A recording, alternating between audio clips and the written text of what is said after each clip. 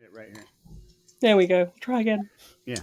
Hey, everybody. Welcome to the Sustainiacs for the second time today because I didn't hit record. So we're going to do all that over and hopefully it comes out as brilliant as it was. Trust me, if it isn't, it was. It was amazing. We're the Sustainiacs. We connect companies, artists, consumers, civilians, products, everybody together so they can live intentionally with ease, showing people how a little bit of change in their life can do wonderful things for this environment, for this planet that we're all living on and interacting with on a daily basis. I'm Michael Vincent. She's Emma Whiteman. Emma, please introduce yourself. We've got a great show to get to, as I could tell you from the last 10 minutes that I didn't record. Yeah, so you know me, Emma. I'm here ready to talk today to Rosie Sherwood. She's a UK-based artist who's doing really, really cool stuff for the environment and environmental protection, and we can't wait to talk to her all about her art. So, Rosie, welcome to the show. We're very excited to have you on today. Thank you so much. It's so great to be here. This is very exciting. I like podcasts. I'm a podcast fan. I like doing them. Well, they're awesome, and this is growing quite quickly, and thanks to people like yourself that will come on, because when people go into here, they might run into the sustainability officer for Uber Freight, or they might run into Rosie Sherwood. So it's a mix. It's all across the board. It's very, very cool stuff. You are very, very interesting to me because we are related through Ocean Plastic Technologies. I don't know if you realize that or not, but we are. So researching what you do and what is going on there, it's a bit of a conundrum to me. It's interesting. Explain to people when they go to rosiesherwood.com, rosiesherwood.com. What are they going to see there and what are they going to find out? Because you're very, very interesting stuff. They are going to find a sort of cross section of what I do as an artist, ready to be explored and enjoyed. I hope they will find sort of some different galleries of the different mediums that I work in. So they will find an archive of my photography that I have been doing since I was 17 and was bought my first camera. They will find an archive of my sculptures. They will find an archive of my book art.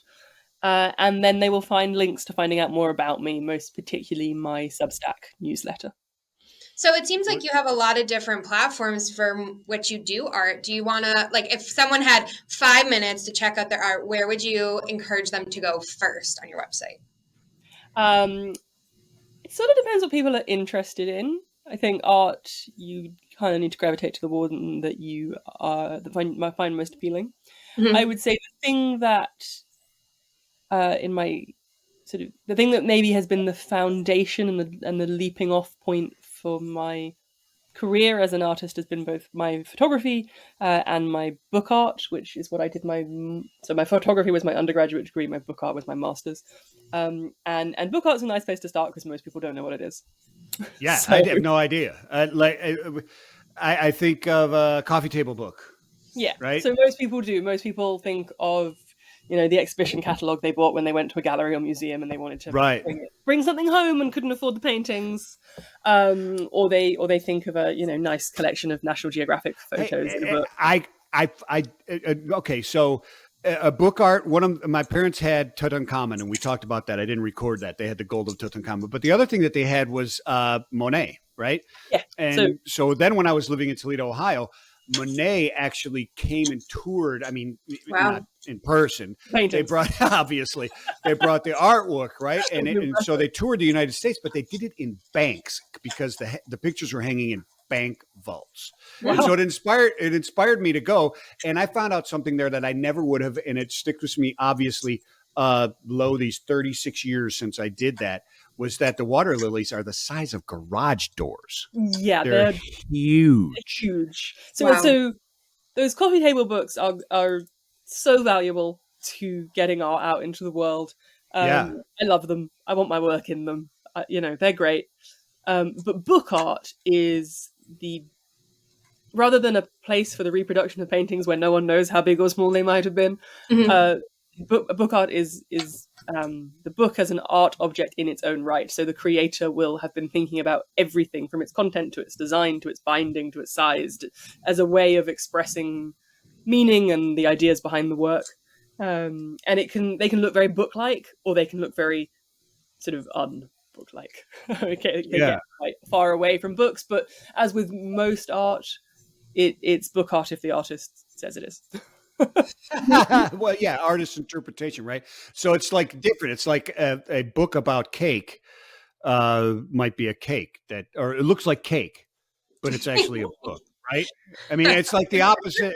I mean, you've seen the sister's a videos where novelist. My you sister's swear a it's a novelist. shoe, but it's a cake, right? It's not a shoe; it's a cake, right? This is not a cake that looks exactly like a book. Well, It I might don't be a know. book. I don't know. I would argue with that. Yeah, because my sister is a novelist. Yeah. When her first novel came out, I made what I would term a piece of book art cake because I made her novel as a cake.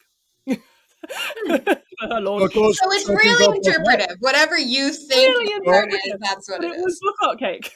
Well, so if I took it to the literal and I just said, okay, look, I'm going to make a write about automotive stuff, and I just made it look like a garage, that would be. Well, I mean, but it doesn't have. Yes, if you wanted to, but it doesn't have to be that literal. Yeah, So but that seems What like we're it's learning too. is Michael is not necessarily an artist. That's what we're learning here, Oh, Rosie. so but what No there's offense, where you're Michael. wrong. There's where you're wrong. I am, and I have been an artist, and both my parents were professional watercolor artists. Wow, okay. I got proved wrong. There you go. one of the pieces of work in the world that probably to most people would not be book art because it's a novel is On the Road. But the first time I saw the original manuscript for On the Road, I was like, oh, he made a piece of book art and he wanted it published like that because what he'd actually done is written it as a scroll so that it was like this never ending road of text that you had to keep unraveling, and he took it to the publishers and was like, publish it like this, and they went, no. What are you talking about? And there are a couple of artist book publishers out there that make sort of bigger editions rather than the ones the artists make themselves, and I really want someone to make On the Road as a scroll because that's what it is, because that's part of the That's meaning. cool. Do they get pushback from people who say no, the book is actually the art, it's the word, it's the literary. Yeah, but like you see his real one and you go, oh, I get it. There's a whole other layer of meaning in the form that you could. So you could start with art, or I would say my photography, which is the thing I've been doing longest. Right.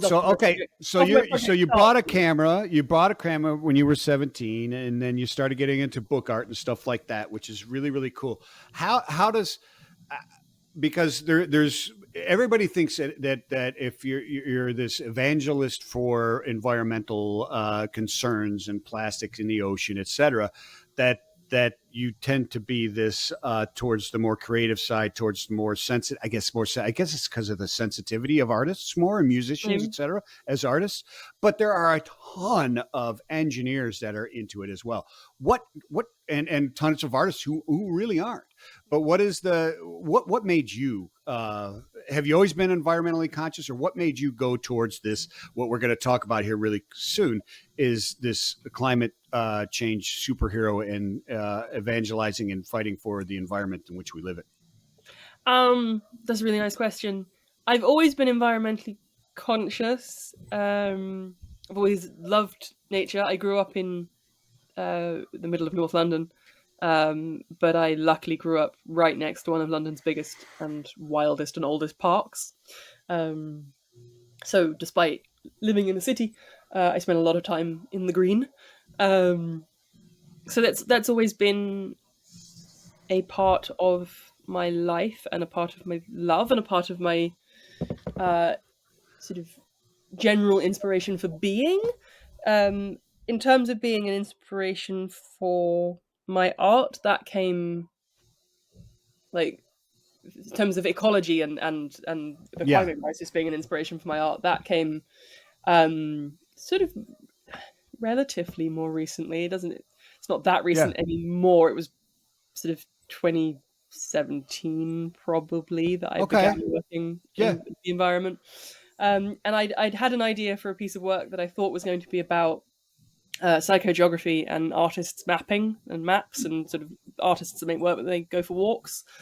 And then I realized that I couldn't, in good conscience, make a piece of work out in the environment without making a piece of work that was about what we're doing to the environment. And it didn't work for me. Oh, wow. I love the work made by people where they, Richard Long and his ilk, where they go for a walk and they make a piece of work about having gone for a walk. It's beautiful and I adore it, but I realized I couldn't. And that kind of, my art pre that had been about comic books and time. So it took a huge left turn and went off. Wow, that's about really the environment instead. cool. That's really cool. So was it more like an Andy Warhol type of thing that you were doing, like more comic book type of stuff? Is that like pop culture type of stuff? I or- was making abstract comics as book art. So I was making like bronze sculptures that were just the gutter in the comic and empty holes, and ones where it was white panels with white speech bubbles on white paper, and you could actually see them. It was shades of white. Oh, okay. That's really cool. And That's so then you had interesting. this like Yeah. someone threw an acorn and hit you in the head, and you said, "Wait a minute." Yeah, pretty much. I was, I was Yeah. going to keep making book art, go for a walk and see what happened, and then I was like, oh no. What happened was that it completely changed my life. So have It you could- found that by making art about the environment, you feel a deeper sense of connection? Do you feel like it's helped influence other people to be more, eco-conscious? How do you feel like since 2017 that's shaped?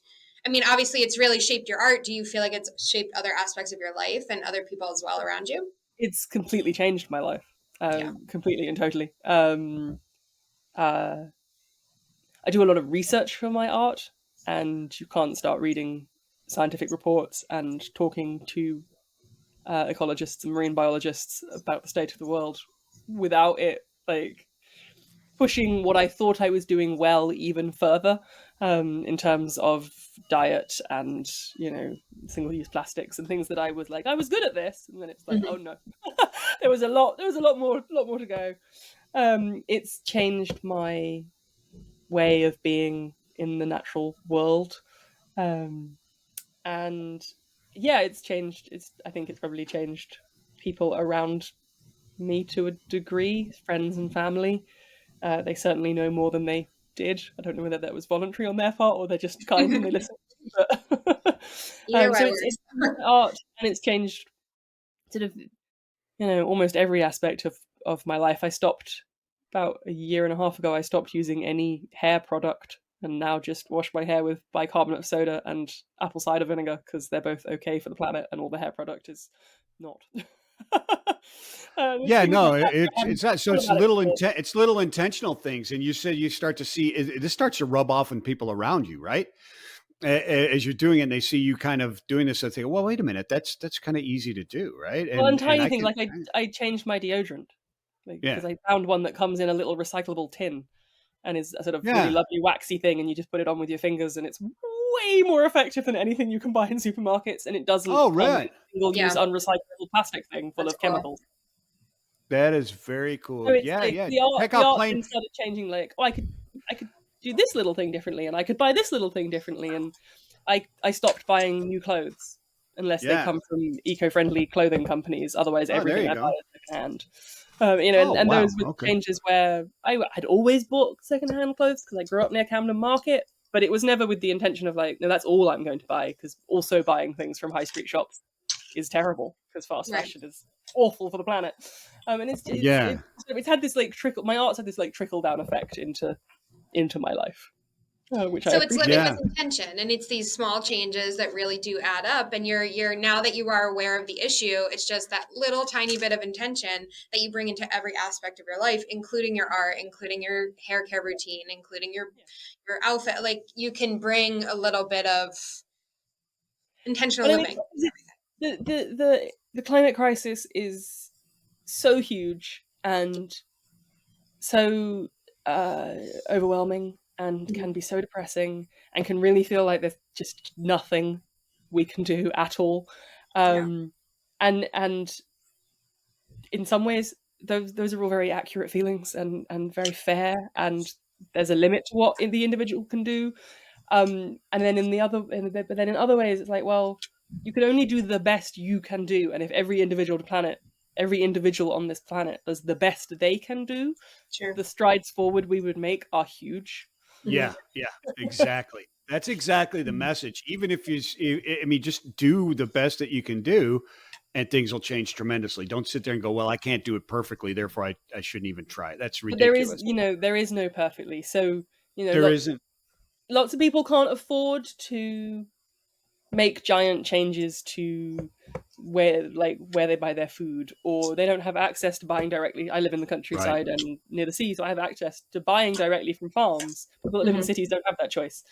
Right. not everyone can afford to put solar panels on their roof. Sure. It's not, Right. but you could go to a energy company that is eco-friendly rather than just sticking with the one you've always like. It's just that sort of, check out how eco-friendly your bank is and change your bank, because that costs you nothing and makes Yeah. a huge difference. So it's just that sort of like, not, there is no perfect in this. So let's all do there the isn't. best that we can Do our afford part. to do. Right. And then So it's great. let's talk about something that does its part, and you deemed it, and I'm interested in this, is obviously, and so is the audience, because that's why they tuned in. Who is? Introduce us to the climate change superhero. Who is this superhero, and why is this Yeah, superhero? so seagrass, which I think even 12 months ago nobody would have really heard of, but because it's become such a, at least in the UK, has become a sort of buzzword at the moment, and a like major like thing that everybody's been like, oh my god, because it's such a superhero in the fight against the climate crisis, which is a lovely phrase, not my phrase. I will happily borrow it, but it was a phrase from the National Marine Aquarium, who I've been working with. It was their phrase, and I shall be using it because it's excellent. It is. Yeah, I love it. For those that don't know what seagrass is, and very fair if you don't, it is the world's only flowering underwater plant. It doesn't flower the way we imagine and sort of know terrestrial flowers, but it does flower, and it seeds. It's often confused for seaweed because it grows alongside and amongst seaweed, but it grows in beautiful meadows of underwater grass, and it really does look like a grass. It's a long, wavy green, green grass. Yeah, that grows through the water. Yeah. No, I've run across it before. And it does so much for the planet, and therefore for us. It's one of those like essential cogs in the very finely tuned instrument that is this planet, that is very good at looking after itself if you don't knock all the cogs out of place.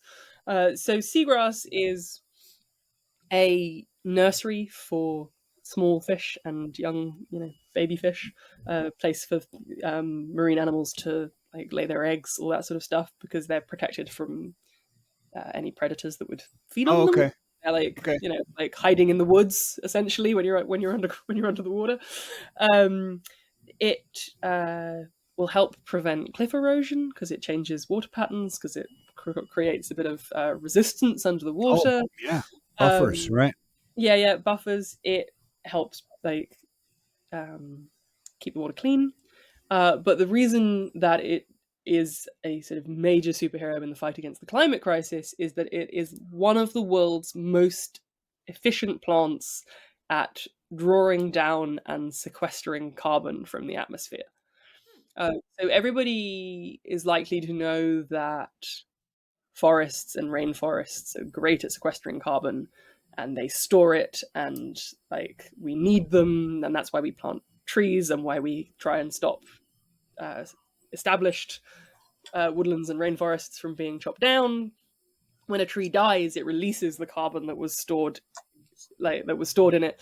So every time when they die naturally, that's fine. But anytime loggers cut down vast swathes of the Amazon, one of the reasons that's so terrible is it releases the carbon that those trees have been storing for hundreds of years. Now that's hundreds of years.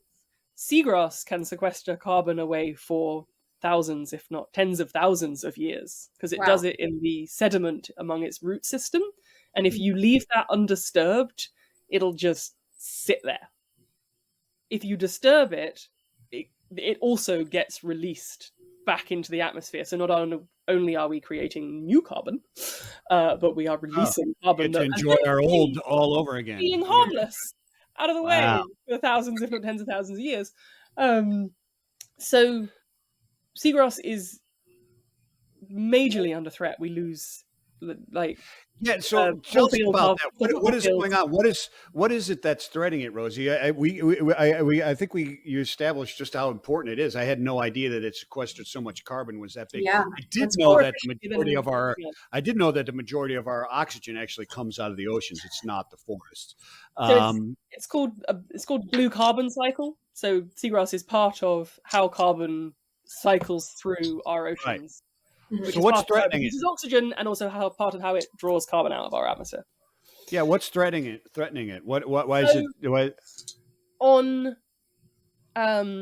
like local community basis is what's threatening it. Bad mooring habits. If anyone owns a boat, you don't really know seagrass is there. It's quite a fragile ecosystem. If you drop your anchor on top of it, you will destroy the piece you dropped your anchor onto, and it will take a while to recover. So there are people in the UK, including the Ocean Conservation Trust, who I've been working with, who have designed floating mooring systems above seagrass meadows so that people can moor their boats without anchoring into the seabed. cool. So they can change that, which is great.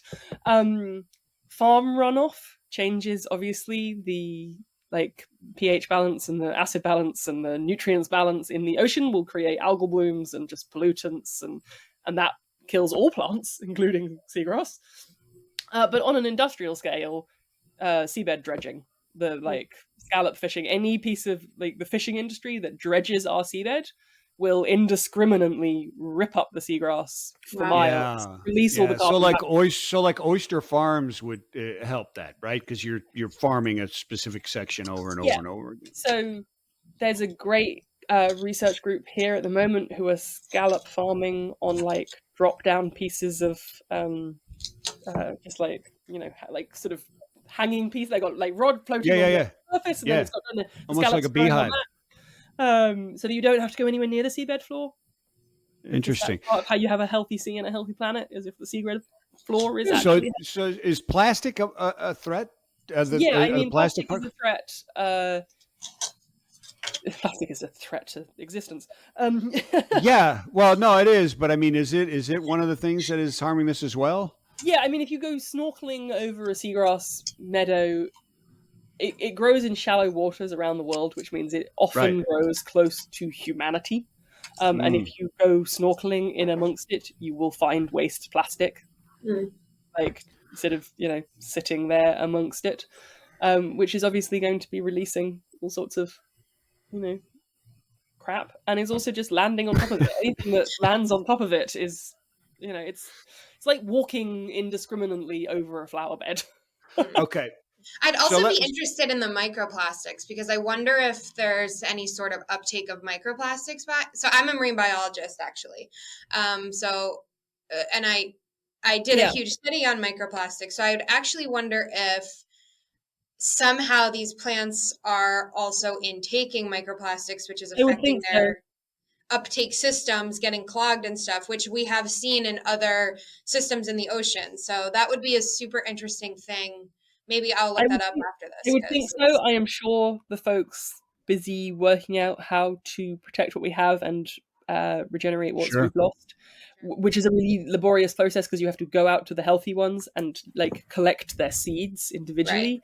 I would imagine those seeds have probably either got microplastics inside them already from being absorbed into the plant, or are being reduced because the plant has microplastics growing into its like shared root system. So like it's a mess. It's a mess, and it's it is a mess. That is trickier to regrow than planting a tree by quite a long way. Like there's I bet it is. I bet it is with a lot more sort of like research and unknowns about it than going out and planting a bunch of trees. So I guess my question is, sorry, Rosie, you can finish. I didn't mean to So I guess my question would be, like, I know that trees store all of this carbon, but less so compared to the seagrasses. Is the effort and the labor that goes into it to restoring and regrowing these seagrass beds, is that like on a scale sense. I'm struggling Yeah. with how I want to phrase this, but like with on a scale, like if it's so much easier to plant a tree and just plant a seed versus putting. I'm I not think trying to diminish the work that you're doing at all. I'm just no, trying no, to think to it's myself is really like, good, are we spending more effort and energy on doing this than it would be to just plant all the trees that are needed to, you really good question. know what I mean? The speed at which seagrass can intake carbon and the data sort of differs from from different bits of Sure. research, but the general consensus, even if the numbers differ slightly, Mhm. is that speed and a sort of efficiency with which seagrass sequesters carbon Mhm. is so much greater than and it's not just so seagrass, mangrove forests and salt marshes, Interesting. Okay. the three of them are the sort of marine-esque environments that do it the best. But it's so much more efficient at it than forests are, that it is very much worth the effort, because like if you'd need to reforest so much more of the land Sure. that we live on, and And then therefore that's cannot land use. Right. because Exactly. we're using it for something, Right. Yeah. then you Right. would So need to regenerate seagrass meadows That's a good point. where we're not living, and we don't need them, and we could change our marine habits and live very happily. That's a good point. So so Rosie, I've got pictures from the Seagrass Walk, and the lights that we see on those pictures hanging above are made out of reclaimed ocean plastics. Yes, they From OPT made those. Ocean Plastic Technologies out of South Durban did that. OPT.earth, by the way, is where you go to check those guys out. When people see this, or see it on your website, or see it through other publications, or actually see it in person, the average Joe or Mike, or the average Emma, or the average Rosie, what are you hoping for them to do upon exiting that exhibit? right, so that's lovely. So the Seagrass Walk is a space at the National Marine Aquarium, which is the UK's biggest aquarium, and is the sort of public front to the Ocean Conservation Trust, which is a marine conservation charity. So the aquarium is obviously part of how they raise their money and part of how they educate. Mhm. And one of the places that they do their research. You can see their labs as you wander around the aquarium, which is great. They've got windows into the where they're doing their research, including where they do some of their seagrass research. So the Seagrass Walk is an immersive multimedia space within the aquarium that includes some very lovely tanks designed by the curator at the aquarium, whose job is to curate tanks rather than curate galleries, which I love. I love that they still use the word curator. That's cool. Curates fish tanks. Yay. Yeah. And they're full of, crabs and pipefish and all the things that you might find if you went snorkeling in a seagrass meadow. And then you have my work, which includes some underwater photography, some underwater analog photography, because I'm old school and I still work on film even when I'm under the water. A piece of video art recorded in seagrass meadows across the southwest of England, and then, as Mike said, the lights on the ceiling, which aren't lights in the you think lights on the ceiling, okay, light bulbs. These are panels on a ceiling. They're gorgeous sculptural panels, designed to sort of echo the shapes of the tanks around the aquarium, created out of a beautiful blackened aluminium, and each one is covered with a unique piece of panel of recycled ocean plastic in the sort of colors that you will find in waves and in seagrass meadows, so that you have a sense of looking up into the surface of the water, which is above you as you walk through the aquarium. And then the end of the display has lots of the information that I'm giving in this podcast about what seagrass is, what it does, how it helps us, and how we can help it. And that's what I want you to get to. Yeah. A lovely description of what is going on there, and I encourage everybody to go see it. what is that help? What can I do sitting here in the middle of Chattanooga, Tennessee? Yeah, so I mean, seagrass is a interesting one in terms of how do I help it? I don't live anywhere near the ocean, or if I do, there's none growing here, or if there is, I don't have a boat, so I'm not hurting it. It's all the living intentionally choices that you make, like buy a water bottle and use it. Don't keep buying plastic water bottles. Yep. Are going to make a difference to seagrass. They're going to Yeah. make a huge difference. Because, buy less meat. I'm not saying don't eat any. I know people enjoy it. I eat some of it. But reduce it. Have 1 or 2 pieces with your meal a week. It'll scale back farming, and that'll help seagrass because the runoff into the oceans is so damaging. So it's that, like, thinking of it as a holistic whole really helps it. If you want to help it directly, there's something called Seagrass Spotter, which is a website you can go to, and if you encounter seagrass, you can go onto the Seagrass Spotter and see whether anybody's put that there's a seagrass meadow in this place. And if they haven't, you can add it. So researchers will know where it is. People will know to not moor there because there's a seagrass meadow there. It's kind of how seagrass meadows are being discovered around the UK. That's cool. So Seagrass Spotter is great. The World Wildlife does that go globally? I think it does. I think it is global. Yeah. Cool. The World Wildlife. Because we have one viewer in Asia, or 2 viewers in Asia. I don't know if you saw that yet. I think it's global. It's definitely in the UK. I think it's global. Cool. World Wildlife Fund, who are global, you can just generally donate, but you can also specifically donate, and they currently have a relationship with some different seagrass conservation projects. So if you want to literally donate money to seagrass, go to the World Wildlife Fund and do that. Very cool. Donate to the Ocean Conservation Trust. They are doing one of the biggest pieces of research in the UK about how to protect seagrass. And they've got a huge seagrass growing, purpose-built lab for growing seagrass so that it can then be grown healthily in the lab and then taken out and planted while it's got more chance of surviving because it's not just little seeds. They would, I'm sure, very much appreciate your support to do that. Very cool.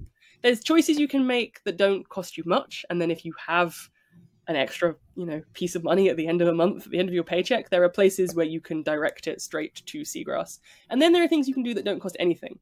Write to your local, if you're in the UK, MP or councillors, and say, what is my local town, city, whatever, doing to protect the ocean? What are they doing? Please justify that to me. If you're in the US, write to your local councilmen and congressmen and senators and ask them the same thing. Input into politics, those questions are important. The National Marine Aquarium is in Plymouth in the southwest, and Plymouth has a great council for its protection of the oceans and its protection of its land. Not all cities do. Not all cities are committed to helping our environment. Right, and ask your your local elected officials on every level, what are they doing and why aren't they doing more? And that doesn't cost you. No, that's perfect. That's beautiful. If people want to reach out and maybe write to you or find out more or say, hey, I'd like to commission you to do some work for us because I love what you're doing and we need inspiration. Where do they go, Rosie? If they want to write to me, they go to rosie@rosiesherwood.com. It's my public professional email address. If they want to know more about my process and my art and how I make it, they go to a Nomadic Rose on Substack, which is a free or paid, depending on how you feel. You get more for paid subscriptions, but you get weekly letters for free. That is all about my art and my current adventures in converting a panel van into a off-grid tiny home from which I am. Oh, cool. Art. Sweet. So that's the other I love it. That's awesome. When you get it done, we have to get some video of that. We have to. Yeah, I was actually thinking we should have you on again once you do that. We'll talk about that. Oh, yeah, heck yeah. That's awesome. Heck yeah, we will talk about it. I am currently building the shower, which is an interesting experience. I can build things I can do the stud frames, and when I get to making the kitchen cabinets, that's going to be fine. As an artist, I can do that bit. I'm partially baffled by building electric and water systems, but I'm getting there. I'm doing it all. I'm currently. Are you going to paint the outside like the Mystery Machine from Scooby Doo kind of thing? For anybody that goes on the Substack, there's a sort of logo for it that is a collage I made. Oh, okay, cool. I'm going to turn that into an image that goes on the outside of the van, I think. So Love that's slightly branded, you know. I love it. I That's love great. it. I love it. I love it. Hey, Rosie, this has been awesome. We're out of time here. I know Emma's got to run, and the people want to run, but we'll have you on again For sure. for certain. I'll be watching and keep us in tune with what you're doing. And people, check her out. Check out rosiesherwood.com. Go in there, sign up, get her newsletter, do all that stuff, because it's really important that you understand just how important it is to not get another plastic cup of coffee and then throw it in the garbage. Get something that you can fill, because they will. You can't even see. So they'll still sell you coffee at the Circle K into your own cup. I promise you they will. They will do it. It's cheaper here if you take in your own cups. Yeah, there you go. There you go. There you go. Obviously, UK, yeah, absolutely. Starbucks, it's cheaper. Yeah, there you go. There you go. Living with intention and yeah, live with intention. You got questions? You got topics you want us to cover? You got a company? You got a product you want to get on here? Reach us at thesustainiacs@gmail.com. Go to sustainiacs.com is the website. And hey, we're out there. The Sustainiacs on TikTok, on Facebook, the Sustainiacs on Instagram. Emma, you're out there doing crazy I'm on stuff. Instagram also at OPT Emma. So if you'd rather just DM me, feel free. I'm always open to ideas and topics and discussion, especially with someone as cool as Rosie. So and I am Rosie.Sherwood on Instagram, and that's the best place to go for daily, almost daily, just photographs of mine. My archive is slowly but surely heading its way onto Instagram, so you get pictures regularly. Amazing. Love it. I love it. I love it. Hey, see y'all next time on The Sustainiacs. It's really lovely to be here.